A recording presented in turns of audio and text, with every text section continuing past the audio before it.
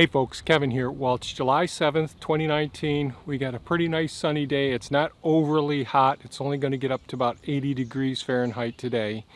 And today I thought I'd try to do an update on our western garden plot, which is right behind me. Now this is the one which we used to grow all of our many of our annual crops in, and this season I decided to do predominantly perennials, hardwood cuttings, and some of our previously rooted hardwood cuttings to protect them so they get large enough to reduce the amount of herbivore foraging on them. So that's what we're going to do today. I'm going to throw my helmet cam on and we'll take a look at the outside here, the perimeter, and then we'll go inside and have a look in there. So here we go. Okay, I'm out here outside of the western garden plot, and I thought I'd just talk quickly about some of the plants that we got on the outside perimeter here that aren't protected by the kennel panels that are up there to protect all of the perennials and annuals from predation, foraging from the wildlife around here.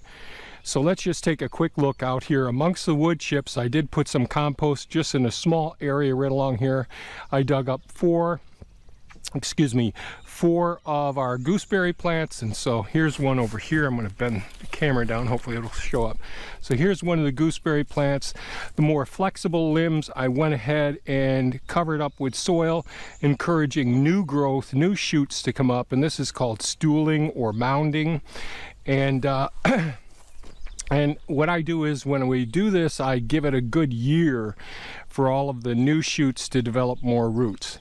So this fall, I'll be building up more soil on top of this area. Here are some carrots that are going to seed, that are flowering now and are going to go to seed. Here is some of our spinach, and we got to collect some of the seed from that, and another spinach plant over here. So these were just some extra plants I stuck over here in the hopes of being able to harvest some of the leaves throughout the process and harvesting seed ultimately. And then the main purpose was saving some of the chives and some of the gooseberries and propagating those. So we've got a bunch of chive plants in here as well. Here's another large gooseberry plant. Again, the soil has been built up much higher than where the plant came out of the ground before. There's several inches of soil there. And here's an example over here of one of the limbs that was here, and I laid right down along the soil here. You can see all this new growth. These are all new gooseberries shooting up from one of the limbs that's laid over here in the side. And what I'll do this fall is build up more soil around it. I'll take some of these chives that are multiplying and getting much more hardy, and I'll divide those and use those in the food forest in amongst the almond trees and all the apple trees and pear trees and all. As I get the ground more established out in the food forest, and I'll go create a video doing a walk through a couple of the food forests as well. So those four gooseberry plants, there's one here, one there, and one over there. And by taking those limbs, laying them down, covering them with compost and wood chips, any mulching material, we can establish new growth shoots coming up from those limbs, and thereby multiply the number of plants that we got. There were a few of the chamomile plants that I stuck over in here, probably about a dozen or so that were volunteers coming up in the garden over there. I took those, stuck them in the ground, and Thea's been harvesting many of the flower heads for our herbal treatments as well. And all I did was pull the wood chips away from the fence some, put some compost in there, or some of our used soil. This is just some of the soil out of some of the pots. There's some plastic in there too. I've got to get up a couple of volunteer broccoli plants there. Let's go inside now. Excuse me. I had a gooseberry go down the wrong pipe here a few minutes ago, so my voice is going to be a little bit odd. So first, looking right around here in the perimeter, I have the blueberry plants that I pulled up previously this season from areas where the spearmint was growing in amongst them. I took and I completely washed out all of the roots and made them bare root plants, pruned them back somewhat, and stuck them in pots with peat moss, some compost, and that's about it so far. And they just get watered by that overhead sprinkler there, the way this whole garden area does. So I'm just trying to salvage these plants and eliminate that spearmint. Now I do need to get in here and weed. Here's some aronias in here that were root cuttings, some suckers that came up next to our aronia plants in First Food Forest, and I'll be trying to propagate more of those. Again, I have to get in here and do some weeding with all of these plants. I'm behind on my weeding and the work that I've got to do around here, unfortunately. Here's some of the pink currants that are in here, and there's some of our Japanese friendly weeds here, the Pennsylvania smartweed. And here I am pulling up part of so that's a pink currant here. We didn't do as well this year because we had 3 hard frosts that didn't allow some of this is a hardwood cutting of one of the figs in there, but there's plenty of figs that did come up. And so we just pull out some of these weeds in here. So you can see here's a fig in here that's developing from a hardwood cutting. So there's plenty in here. You can barely see them because of the degree of material weeds that are growing in and amongst them. Around here on the outside over here, these are the triple crowned and Chester thornless blackberry plants. There's a volunteer oak tree right there coming up. Then we get down here, these are all in pots as well. These are black currants right along in this area, and there's a jostaberry right at this end over here as well. Then down here we have some of the burning bush. When I was digging up some of the plants around pond 4, I ended up saving some of the plants that were that had small little sections where the limbs had gotten buried, but basically a stooling system, and grabbed those plants and put them to the side. Some hibiscus here as well. These are some pink currants right here, and some boxwoods in here as well. Poison ivy right there. Over here we have lots of the blackberry, hardwood cuttings, and tip-rooted blackberry plants in here as well. And again, I got to get all these pots out, and I haven't been taking care of them. The watering system really doesn't get over here very well, but at least these ones are protected from the deer, unlike our ones in our U-pick gardens at this point. So I got to get in here. So there's a few pink currants. Here's a pink currant right in there, another pink currant. I got to get rid of these weeds, but we got quite a few good thornless blackberry plants here. All along inside of this trellis here, we've got our peas growing at this time really nicely. Underneath this are our beans. So these are the scarlet red runner beans on this side, and underneath on this side down here you can see that with the honeybee, the Cherokee Trailatiers. So we probably have the next week or two of harvesting these snap peas and doing what we're going to do with those, get those frozen, a lot of those. Now let's look at, one more thing. I'll go over here and say, so here we have, we started off with I think 3 or 4 oregano plants, and unfortunately there's too many weeds in amongst this, and I did not take good care of them, and they're going to go to seed here pretty soon, and that's okay. But this fall what I'll do, and I'll come through and pull out some of the big weeds. Here we are going to seed here. And so I'll be digging up these oreganos, and they're a good companion plant for many of the trees in the food forest. It's worked very well in the places that I've put them so far. I'll also be harvesting many of the clover that are in here. Unfortunately, there is some bindweed, which I'll be dealing with. You can see the snap peas are all falling over to the side.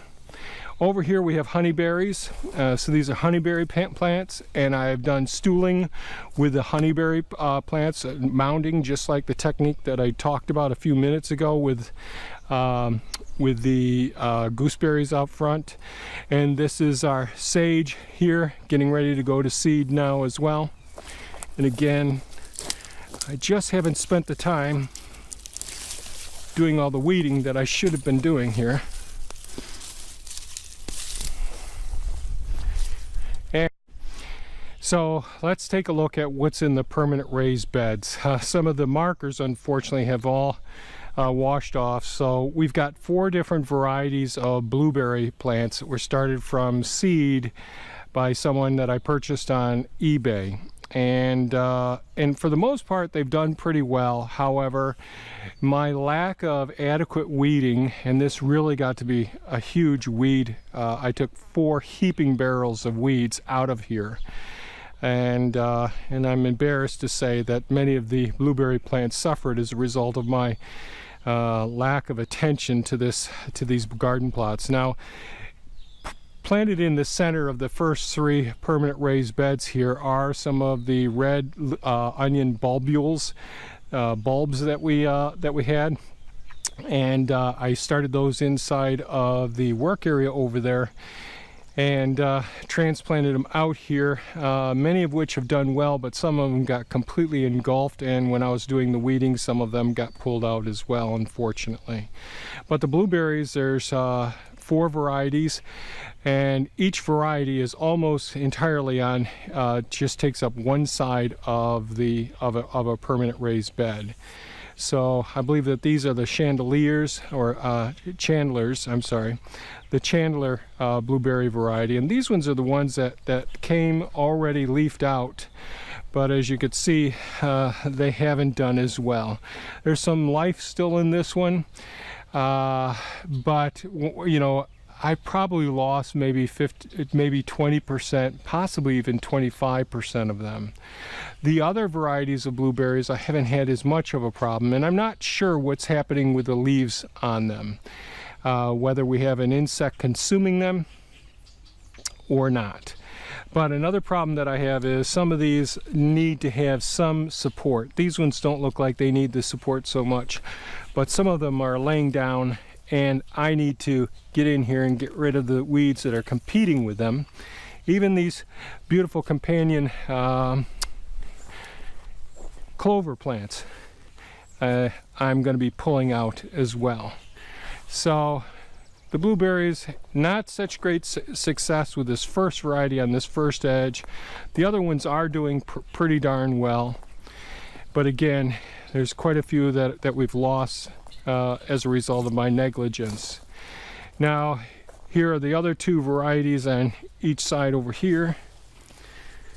Man, it's hard to see them now. Like this plant right here really could use a nice little support to help hold it up.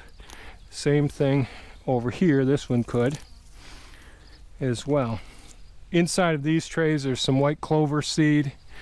I'm thinking about taking that and putting those into the food forest right away, and it's just getting to a time of the year where it gets to be a bit of a drought.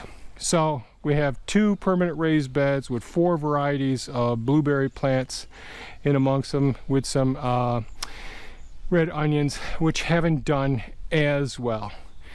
Now over here in this bed, although there's red onions going down the center of this bed, we have gooseberries, and we have gooseberries over here on this side, and jostaberry plants on this side. Now these were both hardwood cuttings 2 years ago that I had, or maybe even 3 years ago, that I put out next to pond 3, and the deer had kept browsing them down to just their main stalk. Any new growth each year, the deer had been browsing those down. So I like to dig them up this spring, bring them in, put them into this permanent raised bed. So we have these really nice looking gooseberries growing up there. They're getting a good size, and the jostaberries as well. Whenever they got this size before, within a couple of nights, the deer would just browse them right down to just about nothing. Now, I could also be taking some of these gooseberries and the jostaberries, putting the tip down. I just broke that one, unfortunately.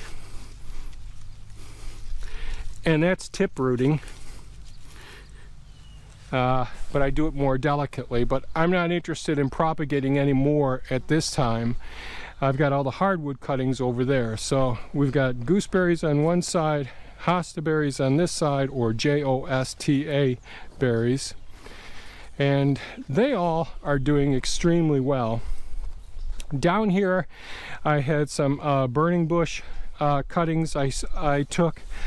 There's a small percentage, like there's some that aren't taking, but there's a few that have taken and started coming up. Do I have any in the center in here? Anything in there? No, nothing there. And more jostaberries. There is a blueberry right here as well. Then over here I've got some elderberry hardwood cuttings, lots of jostaberry hardwood cuttings right here. Now here we have black currants and red currants, and then in the center are jostaberries. So that's what we've got growing here. Black currants, red currants, and jostaberries. Still have more weeding to do along in here, but we get a really high success rate from all the ribes. That's the gooseberries and all the different currants, whether the pink currants, white currants, red currants, black currants. They all, and even the jostaberries, they do pretty well. Over here in this permanent raised bed, on this side we have many of the Concord grape hardwood cuttings. So not as much success as I've had in the past, but we have, I don't know, I'm guessing a 10% success rate going on in here. And again, this has been mostly benign neglect. You can see the weeds, lots of clover in here as well.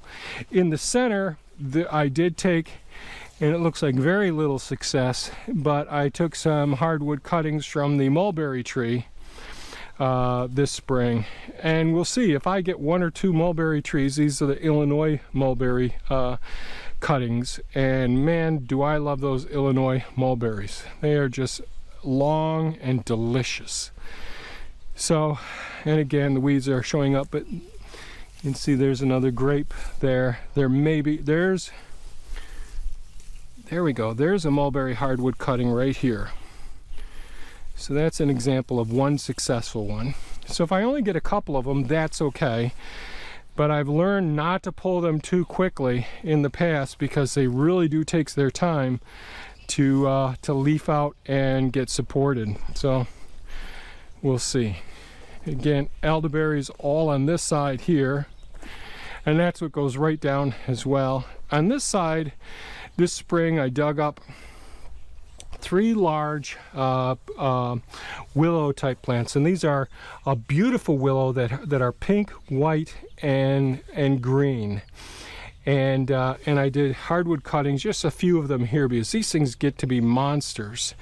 But they are absolutely gorgeous, and they really make a great retaining wall, as long as you don't mind having something really massive, unless you want to go on out and continually prune it. Here at this point, all the way down along the building here, are pussy willow hardwood cuttings. So these are the pussy willows, along with the curly willows and the black locust and elderberries. These are all living fence plants. Now, the pussy willows, we can really control their shape and form. We can make them pretty tall plants with shoots upright, and we can make them more bushy plants as well. They work really awesome. And then we have some more volunteer chamomile plants coming up in here, and they'll go to seed, as you could see some of them already have, and I'll be taking those up and transplanting those in various places in the food forest as well. So I think that covers just about all the plants in here.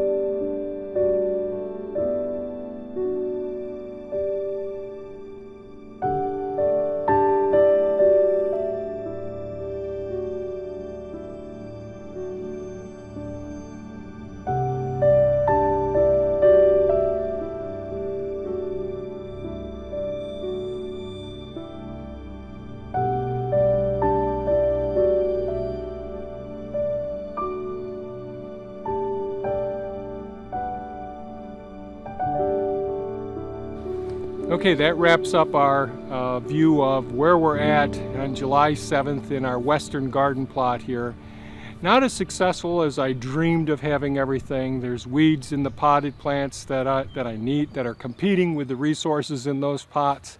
Certainly I've lost some of the blueberries as a result of not maintaining a weed-free environment as I should have. I should have some support stakes up for some of the taller blueberry plants as well to try and maintain those.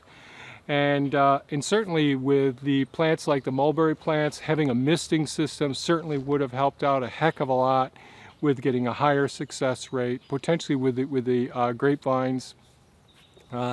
We've previously had much better results with the development of a good rooting system with the hardwood cuttings from the grapevines, but I'm pretty happy with what we got so far. So I thought I'd share what we've done so far and where I've neglected, benign neglect, and it has done some damage to the success of some of the plants and losing some of the blueberry plants as well. But I thought I'd be real honest and candid and show you just what we've been doing. So if you have any comments or questions, please leave them below. Feel free to comment. I'm subject to some criticism here because I haven't done as good a job as I would like.